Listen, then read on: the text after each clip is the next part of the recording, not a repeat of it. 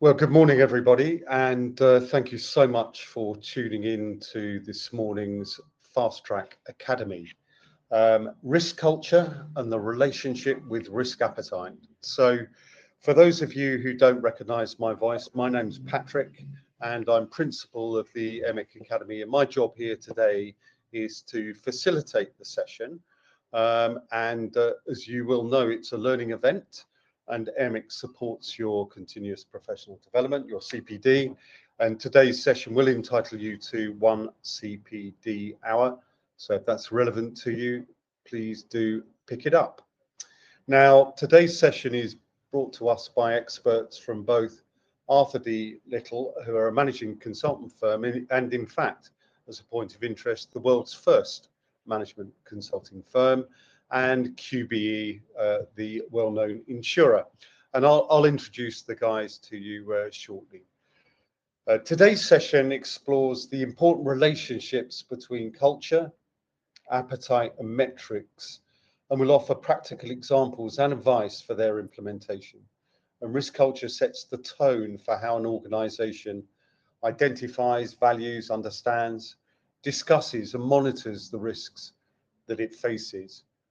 Key to a strong risk culture is the concept of risk appetite, which refers to the amount and type of risk an organization is willing to pursue or retain in pursuit of its strategy or key objectives. And risk appetite and the supporting risk metrics are specific to any organization, and there's no one-size-fits-all solution. And therefore, defining a risk appetite, identifying the appropriate metrics, and then implementing it across the organization can be challenging.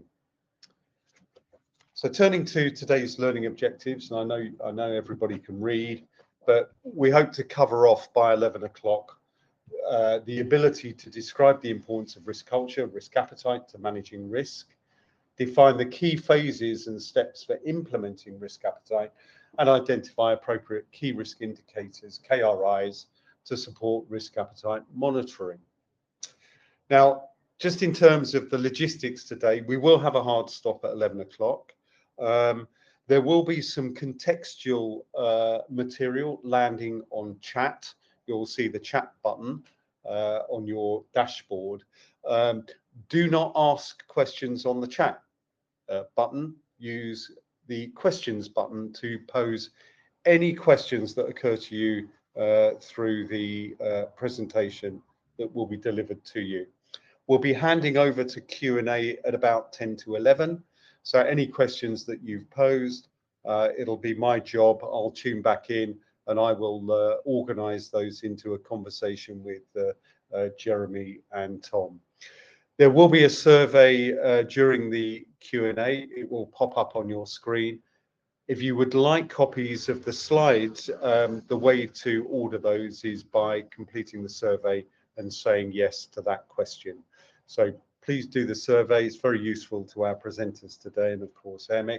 And a recording of today's session will be posted on the members section of the emic.com website. So that's that. Now let me hand over, introduce briefly Tom and Jeremy. Tom is a partner at Arthur D. Little with very nearly 30 years of experience in risk and resilience, and he's responsible for the provision of services to drive tangible value for clients across a number of sectors, which includes, but is not limited to, telecoms, energy and utilities, life sciences, and manufacturing. So welcome, Tom. Jeremy is a senior risk manager at QBE Financial Lines Risk Solutions, and Jeremy has over 20 years experience of implementing and leading risk management programs for organizations within the life sciences, telecoms and financial services sectors. So they're our presenters today, and without further ado, I'm going to hand over to you, please, Tom. Thank you for that excellent introduction, Pat, and setting the context. A couple of things I want to say before getting into the details. So in terms of today's subjects, where we're talking about culture and we're talking about risk appetite, it's definitely a board or ex-executive committee, agenda item. What they now want to see, what senior management want to see, is they don't want a tick in the box approach anymore. They want to ensure that they're getting value from a fit for purpose risk appetite statement, and at the same time making sure that they've got the right behaviors across the organization and ultimately getting the right level of culture.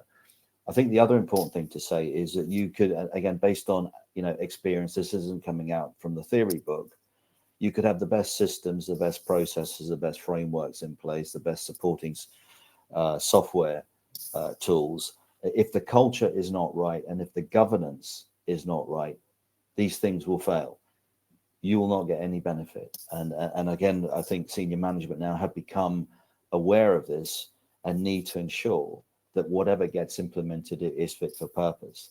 So in terms of what we're going to run through today, I just want to set some context right at the start in terms of actual feedback we're getting from senior management, and then go through a number of principles, and then get to the important bit of seeing what this looks like in practice. And that will be then supported by Jeremy to focus specifically around the definition, analysis, implementation of the metrics, and in this case, the key risk indicators. And we'll finish off with some final thoughts. So I said we want to set the context, and I suppose in the position I've held, I've had a lot of feedback from senior individuals at different forums, at different meetings, in relation to risk culture and in relation to the effective use of risk appetite. And again, you get quite a variety in terms of comments. I mean, you'll get the typical approach that we're an entrepreneurial organization. We don't believe in setting risk appetite because it's going to create a straitjacket. On the other side, you'll get individuals saying, we actually, want to implement the improved braking system for a car because it means we can drive the car quicker. So they actually believe taking risk from a controlled and informed basis will drive, business performance. Other individuals have said, we don't have the right culture. If this is to work, we need an open culture. We need to understand what's going on across the business. We need to understand if we're operating, for example, outside of tolerance. And so that culture being open, being able to escalate the right information at the right time to the right people so that decisions can be implemented or made in a timely fashion, again, becomes, very, very important indeed. And then there are always the other challenges around, how quantitative should we be in setting risk appetite versus how qualitative should the context be. And also we need to be forward looking.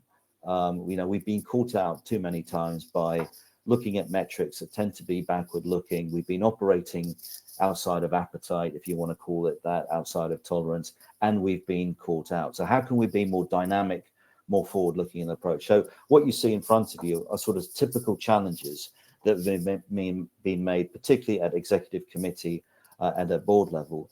And it really also presents, an opportunity to improve and drive change and ultimately be able to drive performance. So in terms of the ask that we get at senior level, the first thing that they want to do, as I said earlier, this isn't just about a tick in the box exercise. So whatever framework gets implemented around appetite, whatever change program gets implemented in terms of driving culture in the right direction, it's about improved decision making. Better decisions will lead to performance improvement. Secondly, it's not just a bottom-up process here that we considered. It's very much a top-down, and therefore it needs to get attention from everyone within the organization. So it's about understanding and being closely aligned with the strategic goals, with the governance bodies, and being able to then set a relevant, for example, group risk appetite. And as I said earlier, governance here is very important indeed.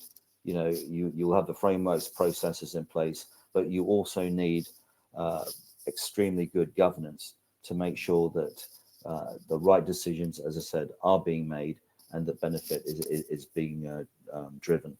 And then it's about building consensus across individuals, across key stakeholders, within the organization. And I just want to outline a quick example that I've been involved with over the last 2 years, supporting a national oil company where we were running a risk appetite workshop. And of course, you had two very important individuals in the room, the CEO in this case, and the CFO. And when we came to discuss the level of investment risk that individuals were prepared to take on board, so they were facing some opportunities to sign off on some major capital projects, major investment, a fair bit of a risk associated, particularly with the offshore operation that they were considering here. It was fascinating to see a misalignment between the level of risk that the CEO was prepared to take and the level of risk that the CFO was prepared to accept. It got a little bit embarrassing, actually, as being a facilitator in the room. Eventually, we got alignment across all of the executive committee, but it's just an example that it's sometimes down to individual approaches, the sense that an individual might have in terms of risk taking and what that means for them to create that level of misalignment. But as a result of sort of developing what we might say a fit for purpose risk appetite statement, eventually over time and through some iterations, we ended up getting consensus across the whole of the senior team, but not something that's necessarily easy to do. So in terms of risk appetite itself, again, I don't want to spend too much time on theory, but there are three key components. I think they're absolutely essential.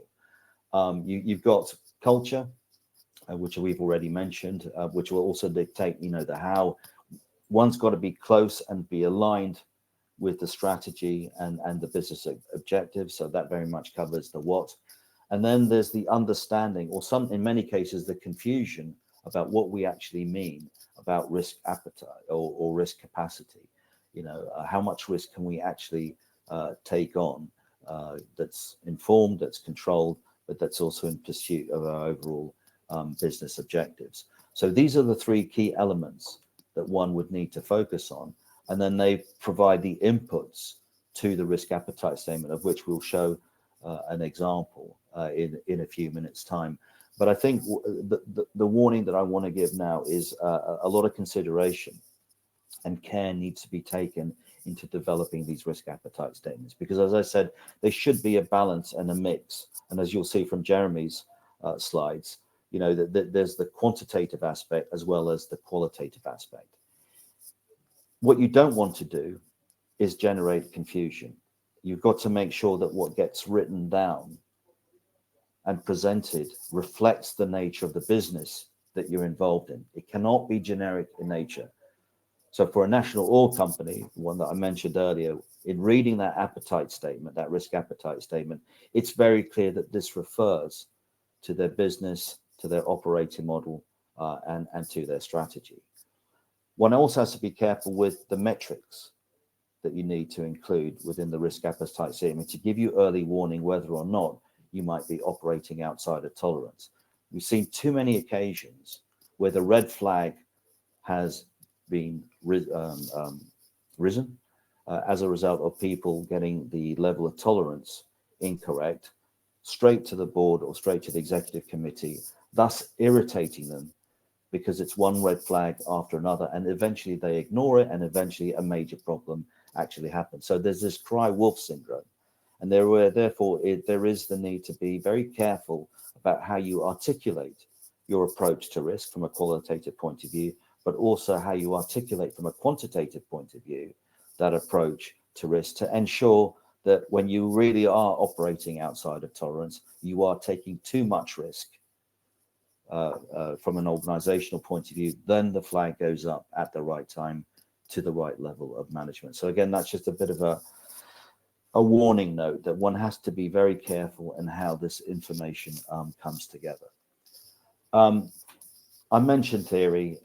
When people see, and again, this is a diagram, a graphic that we have within the AIRMIC risk appetite guide. It shows you all of the different elements related to risk appetite. And some individuals or organizations, they look at this and they find this overwhelming. And they want to know, well, what's the difference between risk capacity and risk appetite? And risk capacity would be the total amount of risk a company could take. If all of that risk was to materialize, it could actually destroy, kill off the company. So you don't want to be that extreme in terms of the level of risk that you're trying to monitor and trying to control. You've got to go further down to move to the middle of the scale and look at the concept of risk appetite, which is, it's the amount and type of risk the organization is willing to accept in pursuit of those strategic objectives, not the total amount that it has, capacity for. But again, companies, depending on the culture that they've got and the level of maturity that they've got, really need to look at these different elements and build something that for them, is fit for purpose. And for example, the typical approach would be setting the risk appetite and working that out from a qualitative and quantitative point of view. You may then have tolerances in there for the different types of risks that you're going to be considering as part of that risk appetite statement, and something that Jeremy will then focus on, as I said shortly. What do we mean by the concept of risk limits? How can we have an effective approach to data and analytics to give, again, that early warning that we might be operating outside of tolerance? So again, one has to consider the level of maturity, the culture that currently exists.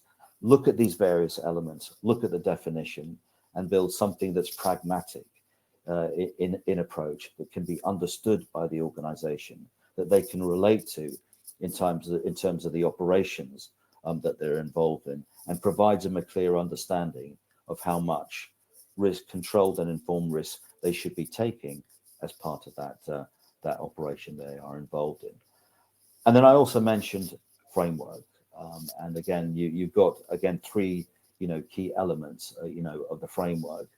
You've got the risk appetite statement itself, and it defines the leadership's intent and approach across a number of different risks, and it also provides an understanding and an expectation on the culture, the level of culture that there's expected, across the organization, and also outlines, for example, tangible boundaries within which to operate in. The boundaries that, again, people can recognize and understand how that applies as part of their day-to-day process. But in setting those boundaries, it's important to understand the concept of materiality, both qualitative and quantitative thresholds, how that level of materiality can get embedded as part of their day-to-day process, clear definitions around the thresholds, and then making sure that in itself, drives culture.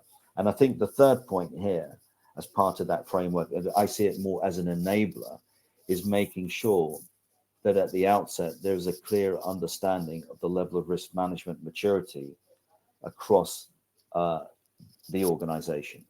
And when you assess the maturity, it's not about just processes and systems.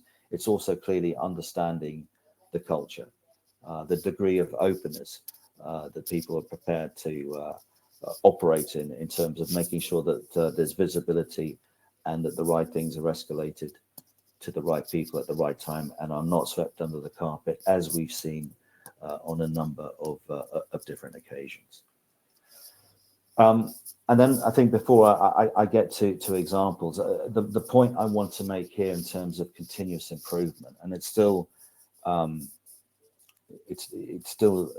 concept in people's heads that, we'll do this once, we'll get the tick in the box. We can tell our regulator we've got a risk appetite statement. We can tell our senior management team that we've got a risk appetite, statement set off, and we've got a sort of change management approach, driving the culture in the right direction. This has to be an iterative process. It isn't just do once, sign it off, and then occasionally look at the information. If people are going to use this to drive better decisions, to use it as a tool to get the balance right between how much risk they're prepared to retain, how much they need to physically manage outside of their organization, and how much they need to then transfer, for example, to the insurance markets, this has got to add value. So to start with, I mentioned as an enabler, assessing the maturity of the organization, looking at how strong the current culture is, looking at any of the deficiencies with the culture, getting a clear understanding of the objectives and strategies that you have within that organization, and try to marry one up against the other. Then that allows you to then define and design a risk appetite statement that's fit for purpose, but that will also help in the long term drive culture. As you see, you saw what I presented earlier from theory. There are a lot of components, there are a lot of mechanisms. You don't have to use them all. You've just got to make sure that what you put together, based on the maturity assessment that you've undertaken, based on the levels of the culture that you currently have embedded within the organization, that this is understandable and will support the decision making process.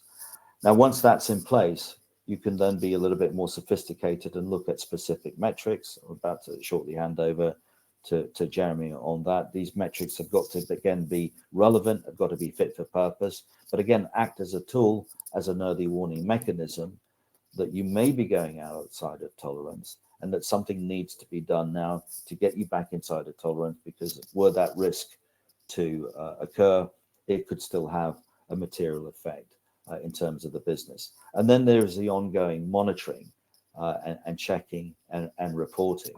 And so I think what we've seen now with executive committees and boards, they're beginning to more regularly review the state of their risk appetite statement. We've had a major change in strategy. Do we need to go back and look at our risk appetite statement to make sure that that change in strategy is correctly reflected? Are we still prepared to take the same levels of risk, because now we've undertaken some major investment decisions? So all of this needs to be included as part of this iterative cycle, and in the middle of all of this, culture is absolutely essential. Getting the right level of culture, the right level of understanding, and the right level of commitment to make sure that these effective decisions can be made. So just getting back over now, moving over to the practical side, there is no international standard on how a risk appetite statement is developed, is formulated. There are pockets of good practice out there. And again, this is a graphic that's taken from the AMIC guide, where we've taken on board elements of good practice, brought them together to show what potentially a typical risk appetite statement might look like. And first of all, you don't create a statement for every single risk or enterprise risk you might have in the organization. It's recommended that you look at your key categories of risk, and then you reflect that risk appetite statement against each category. So you will have an individual statement per category. You'll create the link to the related business objectives or to the related strategy based on what I said earlier about making sure there is that clear alignment to strategy. And then you have some graphics to show, for example, how tolerant are you for a particular risk. So here we have a scale in terms of zero tolerance, absolutely no tolerance at all, to very tolerant.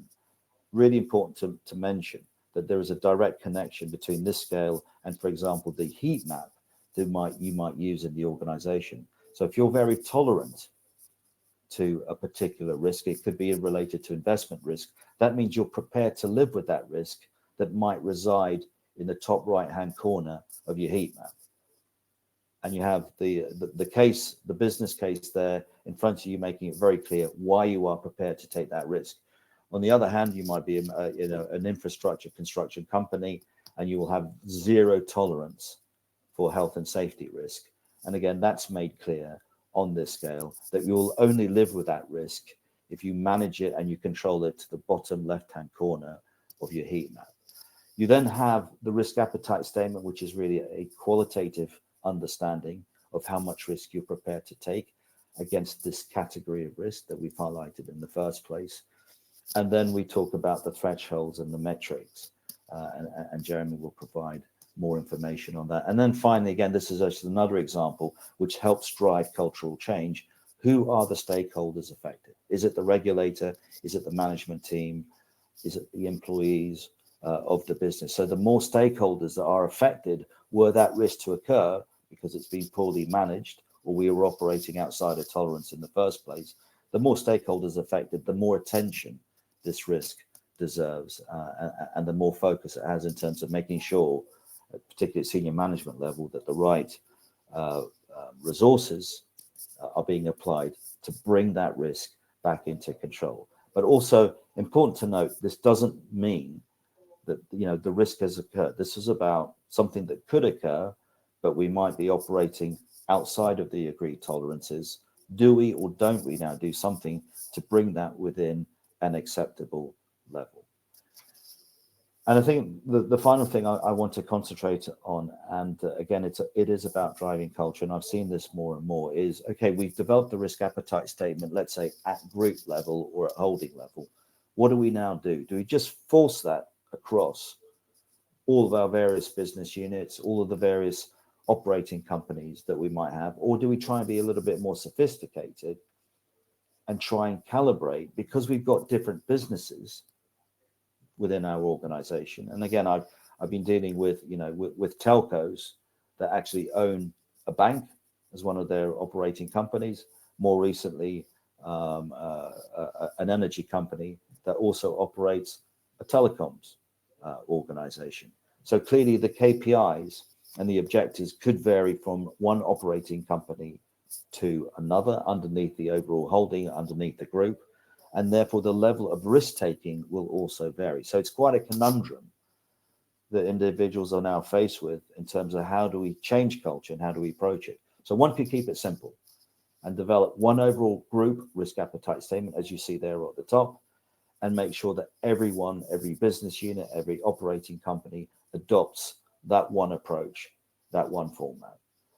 Once you get to the right level of culture, a more mature level, for example, then one could look at being a bit more sophisticated and having an individual risk appetite statement, the core of which is still similar to the group, the one held at group, but there will be nuances because of the nature of the business in terms of the different types of risk that operating company might face, and therefore the attitude in terms of that particular risk will need to be articulated into that OpCo risk appetite statement. So all I want to say here is there are different models, but again, going back to the maturity assessment here as an enabler, understanding the maturity organization, understanding whether they're not ready for a calibrated approach to risk appetite setting, where you have some differences, some nuances across the different operating companies, or because of the level of maturity, or because of the simplicity of the business model and operating model, we just agree and we land on one and make sure that everyone then in the organization abides by that one group risk appetite statement. So that's all I wanted to say on the approach in terms of combining culture, developing risk appetite statements, but making sure that by getting it right, by taking a pragmatic approach, you can in fact influence culture, but don't be too ambitious. Get the basics right, start to identify benefits as a result of better decisions, and get more sophisticated as the culture evolves. Jeremy, I know I've mentioned you a few times, but over to you now in terms of doing a bit more of a deep dive into the specific elements of the risk appetite. Okay. Yeah, thanks, Tom. Thanks for that overview of appetite and culture. And as Tom, and morning everyone.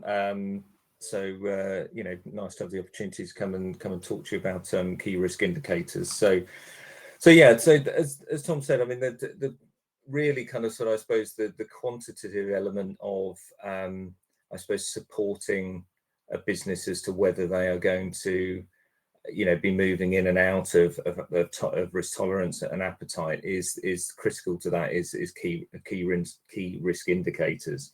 And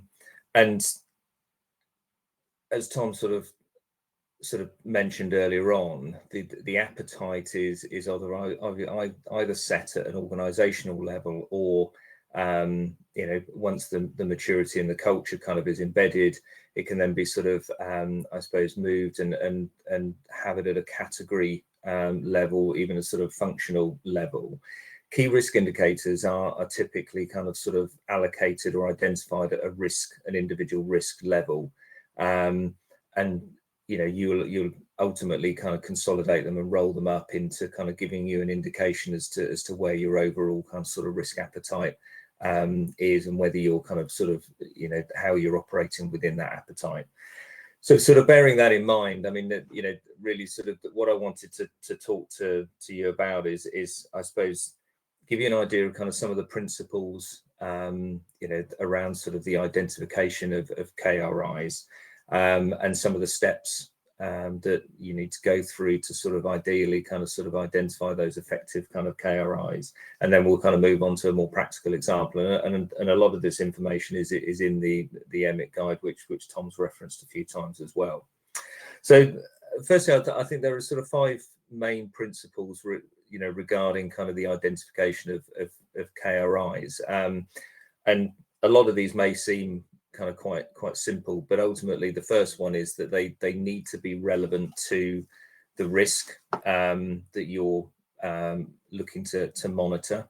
And although that may seem sort of pretty obvious, I suppose one of the challenges in today's world is there is so much data available that it's very easy for, I suppose, for organizations or risk managers to, I suppose, either report on everything. And as Tom referenced earlier on, sometimes it's easy to kind of get blinded by the amount of kind of sort of information that management and boards are being sort of presented with.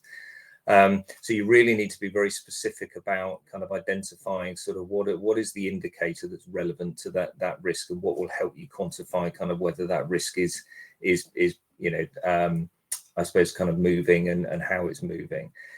The other thing is that they can change, KRIs can change. I mean, as the business and risk environment changes, they should be adaptable. So something that was relevant, perhaps a year or two ago, it's a good idea to make sure that you are consistently kind of reviewing this, at least on an annual basis, to make sure that your KRIs are fit for purpose, and that you don't need to find others that are more relevant. The second principle is aligning it to the strategic objectives. And as we probably all appreciate as risk sort of professionals, the challenge for risk management is to sometimes kind of sort of get the ear of management or the business. And I think the more that you can align your KRIs to those strategic objectives, and demonstrate that actually risk management is being an enabler to an organization achieving its objectives, rather than being that blocker, will give you that leverage, and will make sure that kind of management are being informed about the potential risk to their strategic objectives, and again, whether it's within appetite or not. Measurability, consistency, reliability, again, ideally from a practical point of view, I suppose, these should be kind of sort of indicators that are easy to replicate on a monthly basis, quarterly basis, annual basis, or whatever the frequency or relevancy of that is.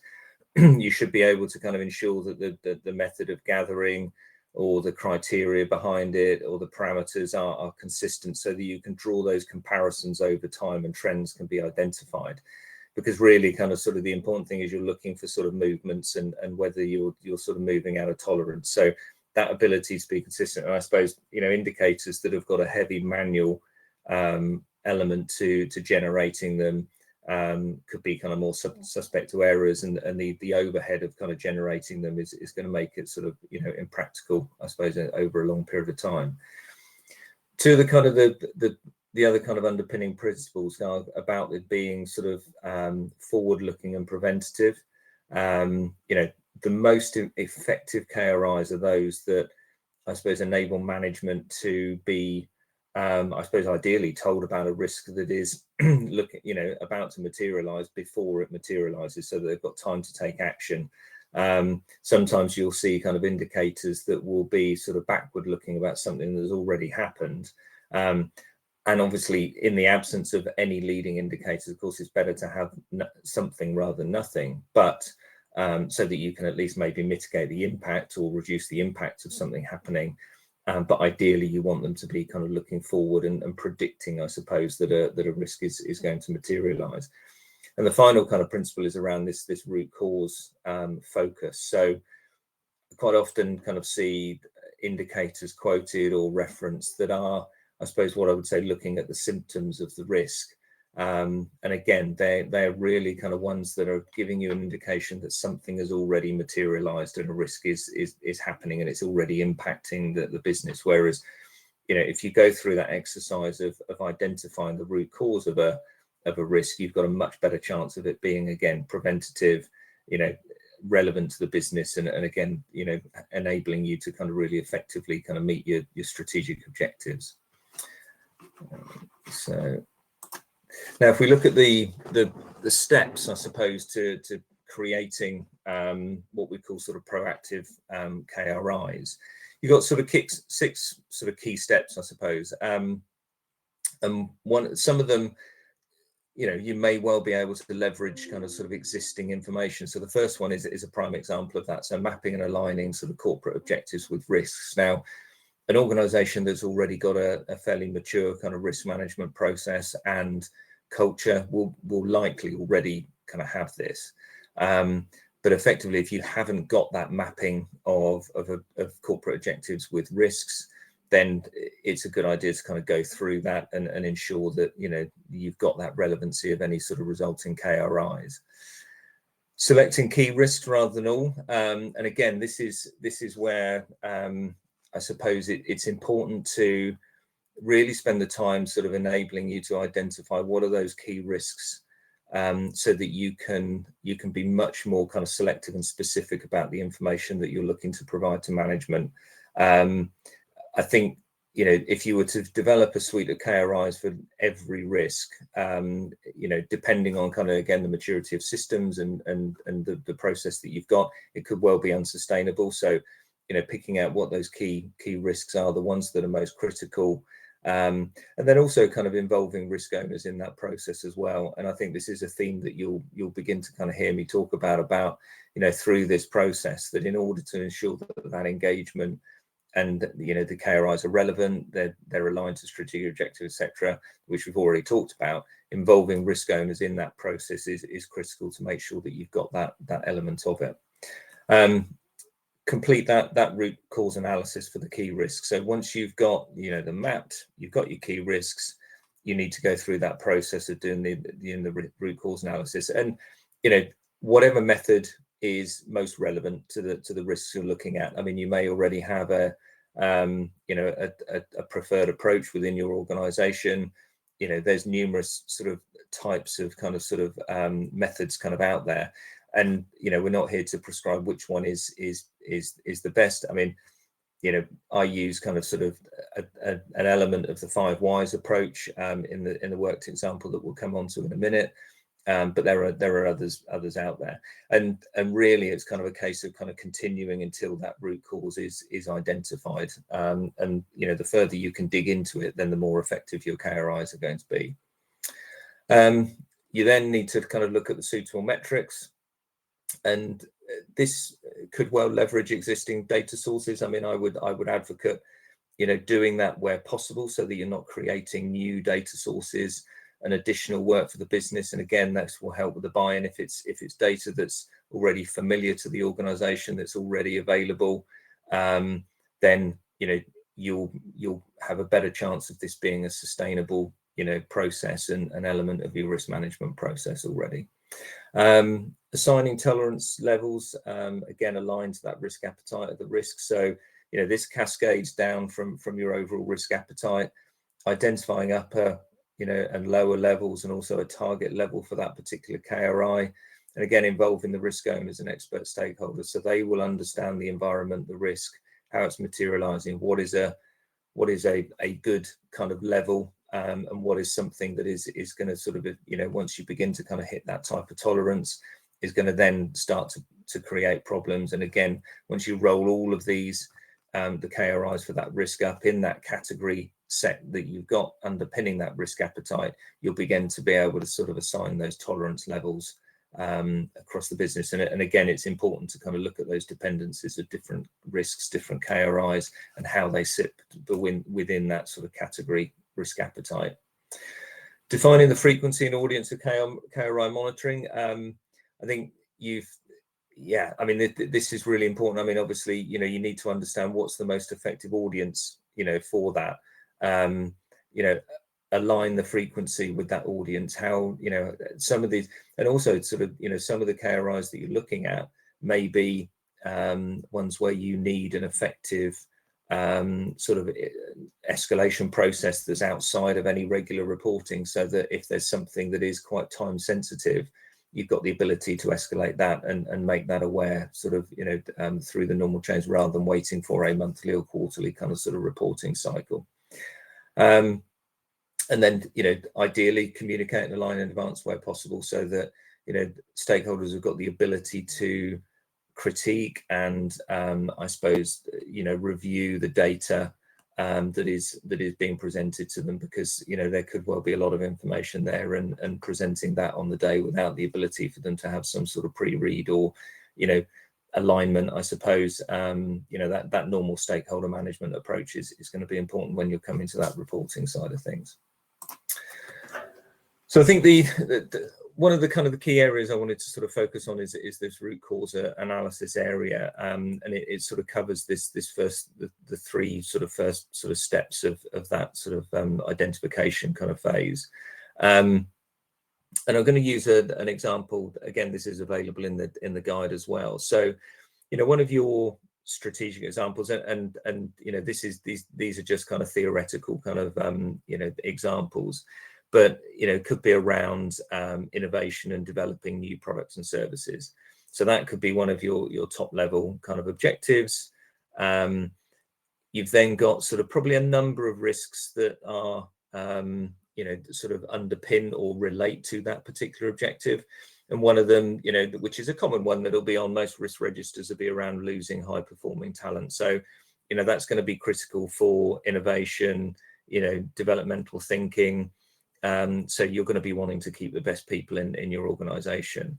And I think sort of, from a root cause analysis, the reason that we focus on this within KRIs is because I've seen quite a lot of examples where, businesses will focus on perhaps kind of sort of employee surveys, for example, about, leave rates. So, there could be data from HR about people leaving the organization, or the engagement and the dissatisfaction of employees, or the satisfaction of employees. And I think, if you focus on those types of things, I mean, effectively, if somebody's already left the business, then they're obviously upset and you've already lost that talent. So that risk has already begun materializing. If employees are already, dissatisfied, well, you're probably only one step away from them leaving the organization. So again, you've already, it's going to take quite a big effort to be able to turn that around. And the likelihood is that they're probably going to leave at some point in the future anyway. So again, the risk is already materializing. So those traditional kind of sort of KRIs, which I've seen sort of quite often, really sort of look at the symptom rather than the root cause. So what this demonstrates here on this slide is just that exercise of working through, well, why could somebody become dissatisfied, or why could somebody leave the organization? And if you look at the dissatisfied kind of side of things, could it be excessive workload, lack of progression? If it's excessive workload, maybe within the organization there's a large proportion of manual tasks. Maybe that comes from a lack of investment in automation, for example. So again, without kind of sort of stepping through kind of, this is just an example of the process that you could go through, but it just gives an indication of, really kind of looking deeper into what are the indicators, what are the metrics that you need to have a look at that will give you an idea as to whether something is going to happen. Why are your employees dissatisfied? Why are you going to potentially lose that high performing talent, and work through that process and then pitch the metrics at that level. So step 4, once you've identified kind of what that root cause is, then begin to identify those metrics. So for example, on the side of sort of competitor salaries being higher, have you got outdated benchmarking data, for example, and then you can sort of pitch that metric at that level. So monitoring kind of how regularly you're updating that your salary benchmarking data. Is it in line with the industry, and then looking at the percentage of people that sit outside that salary band or are below the kind of the midpoint and that type of thing. So you can set yourself, identify those metrics and then assign those tolerance levels. So you see the kind of the middle graph there is just an indication that you're setting that kind of sort of those target levels and perhaps some kind of, some upper tolerance levels. At what point you would begin to get concerned and begin to take action. So, as long as you're seeing those trends kind of sort of fairly flat and they're within tolerance, then there's, you just continue to monitor them. But as soon as you either see an upward trend where you look like you could breach that tolerance level in the future, or you've already done that, then it gives you an indication that there's some action needed and needs to be kind of presented to management to understand what the next steps might be as part of that. And as far as kind of establishing a regular review and defining that frequency, establish that regular review. And this comes a lot back to kind of culture. So, making sure that there is the time for management to review, the data that's being presented. If all of the work beforehand has been done well, the relevancy, the strategic objective alignment, looking at the root causes, then there's going to be a lot more credibility around the reporting pack and getting management on side to be able to kind of spend the time to really kind of critique and understand kind of, what their risk profile kind of looks like.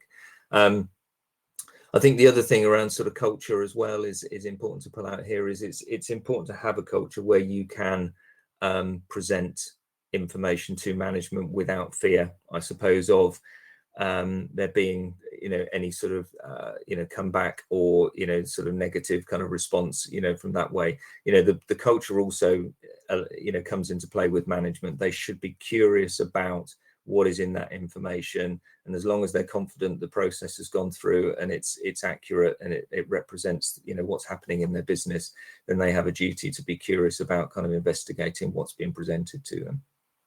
So just in the essence of time, I think I'll kind of wrap up there on those, and we'll obviously be taking some questions sort of shortly.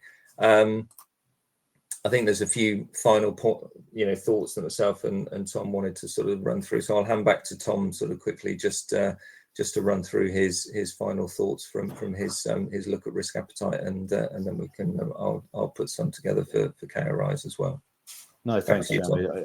As you say, conscious of time, so I'm just going to really run through a summary of some of the sort of the key takeaways I've got there. And one is in terms of the whole approach to risk appetite. I mean, it's got to, whatever context you use, whatever analytical approaches you have, it's got to reflect the nature of the business that you operate in to help them drive the right behaviors and drive culture in the right direction. It also needs to be seen as a mechanism, call it a tool to support better decisions, again, based on both qualitative and quantitative information that's presented. And ultimately, it's there to help you as an organization, as an individual, get the balance right between the amount of risk you're prepared to retain, the amount of risk you have to physically mitigate, and the amount of risk that needs to be transferred out to, for example, insurance markets. So that's my brief summary. Jeremy, anything else you want to add on the KRI side? Yeah, it's just it's just reiterating those key points really. I mean, I think carefully selected KRIs that do align with strategic objectives, as you said, it's all about those optimum risk decisions. And I think as long as you've gone through that process of relevance, strategic alignment, with the risk appetite, then it will support those risk decisions, and there'll be a lot more credibility within the business for reviewing those KRIs. And I think that comes from kind of sort of completing that thorough root cause analysis. That it's that proactive nature. Management want to be able to have the time to review and take action, and the more proactive nature of that, will enable that early action, which is what we all want from a mature risk process, I suppose, really. So yeah, so that's all I wanted to cover. I think Patrick, you wanted to kind of see if there's any questions from the audience, I think. Yeah, terrific. Well, thank you very much indeed, guys. That was really interesting and compelling, and great content. Just to remind everybody that on the chat, you can link to the AMIC guide to risk appetite. So do pick that up while we're talking.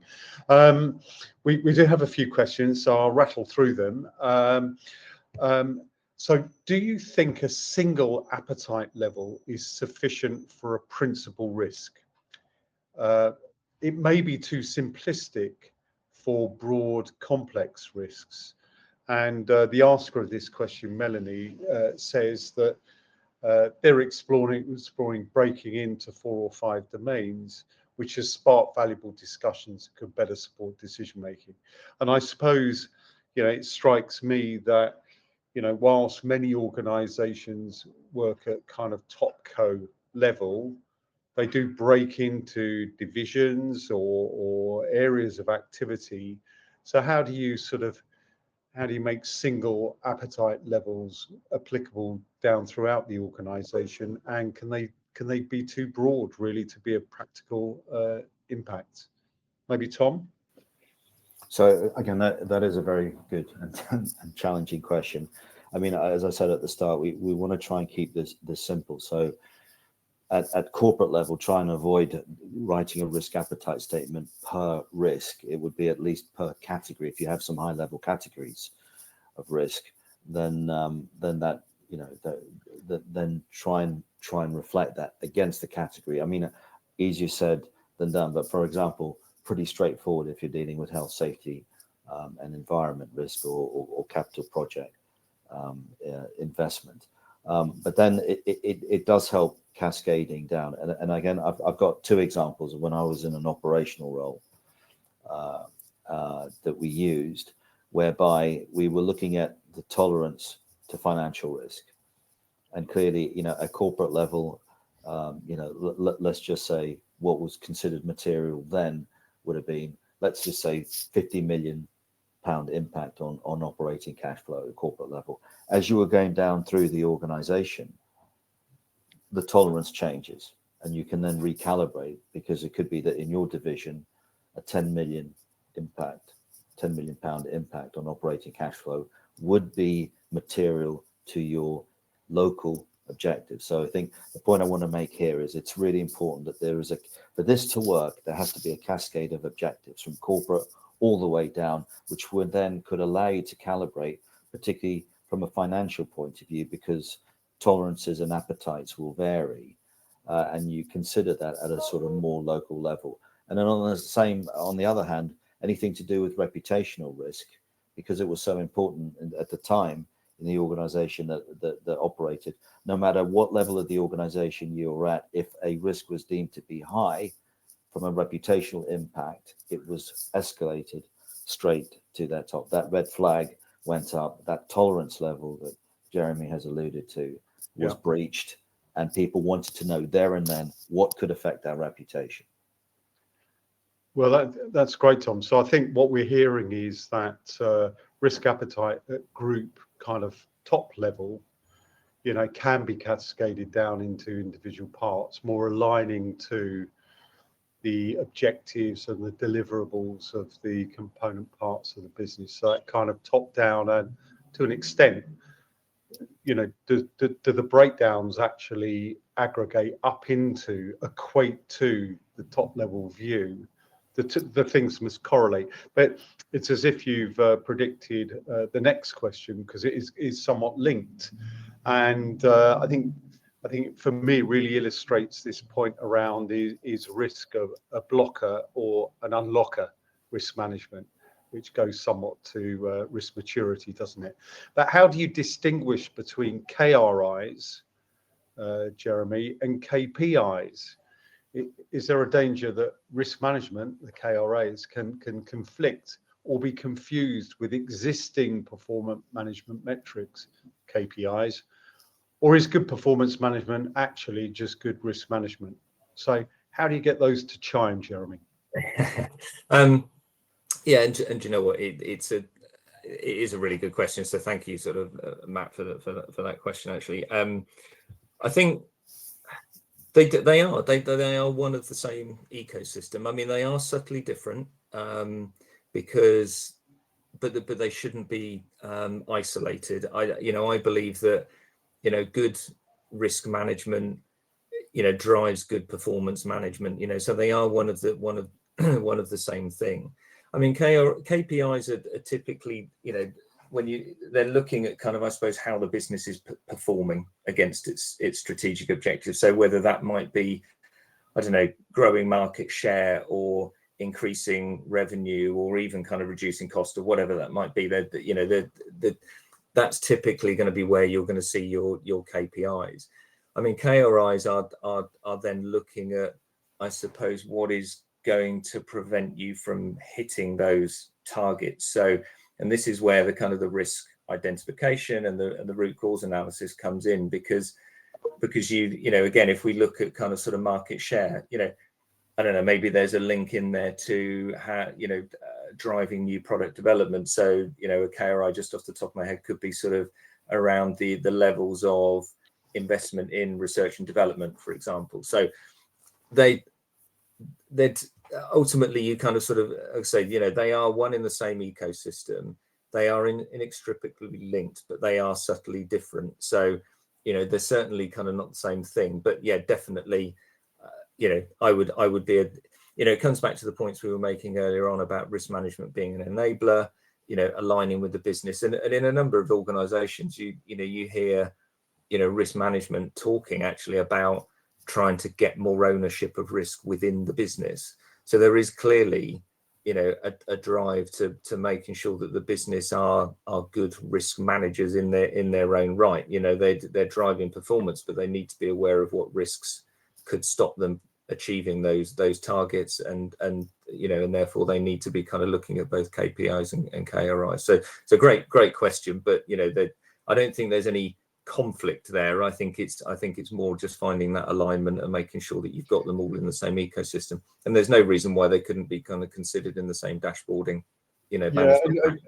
And I suppose what we could say, if the coin was success in KPIs and KRIs, either side of that coin, I mean, success is the objective.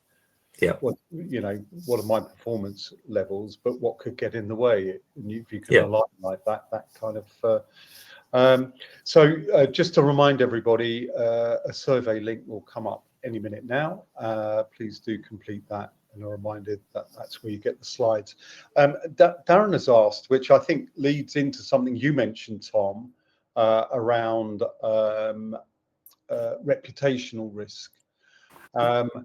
And it is that risk appetite seems to be spoken about in quantity terms for the most part, focusing on structures and processes. Well, we know that. Is there much happening in organizations attempting to measure the attitude and behaviors of people, teams, leaderships to risk?